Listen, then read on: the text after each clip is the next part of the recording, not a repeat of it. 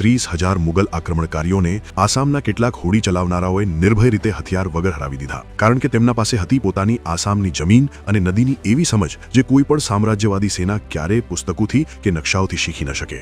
વર્ષ હતું 1671. આજના ગુવાહાટી નજીક સરાયઘાટ વિસ્તારમાં બે શક્તિઓ આમને સામને ઊભી હતી. એક તરફ હતા મુગલ સલ્તનતના જિહાદી, જેમનું નેતૃત્વ રાજા રામસિંહ કરી રહ્યા હતા.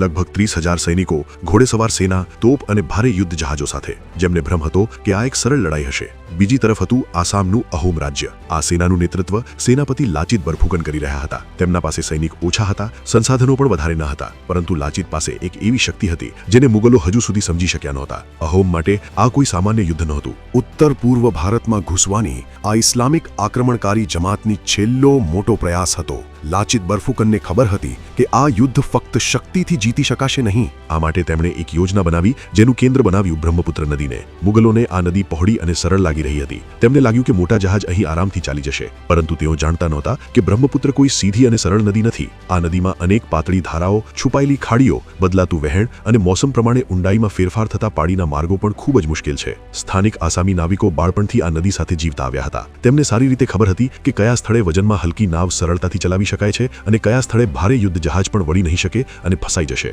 લાચિત બરફુકને આ સ્થાનિક સમજને પોતાનું સૌથી મોટું હથિયાર બનાવી લીધું. યુદ્ધ માટે આંધારુબાલી વિસ્તાર પસંદ કરવામાં આવ્યો. આ નીલાચલ પહાડી અને અશ્વકાંતા વચ્ચે બ્રહ્મપુત્ર નદીનો સૌથી સાંકડો ભાગ હતો. નદીના બંને કાંઠાઓ પર શાંતિથી સુરક્ષા વ્યવસ્થા તૈયાર કરવામાં આવી. હલકી અને ઝડપથી ચાલતી અહોમ નૌકાઓ વિચારીને તૈનાત કરવામાં આવી. યોજના પ્રમાણે દિવસ દરમિયાન જાણબૂજીને ઓછી નૌકાઓ દેખાડવામાં આવતી અને રાત્રે શાંતિથી પોતાની જગ્યાઓ બદલી લેવામાં આવતી. 18 ફેબ્રુઆરી 1671ના રોજ મુગલોની જમાત સંપૂર્ણપણે લાચાર થઈ ગઈ અને તેમને ગુવાહાટી છોડવું પડ્યું. આ હાર સાથે ઉત્તર પૂર્વ ભારતમાં મુગલ સલ્તનતનો વિસ્તાર કરવાનું સ્વપ્ન સદાય માટે સમાપ્ત થઈ ગયું અને ઇતિહાસમાં અમર થઈ ગયા લાચિત બરફુકન, જે માત્ર યોદ્ધા નહીં પરંતુ આસામને બચાવનારા સાચા નાયક પણ હતા.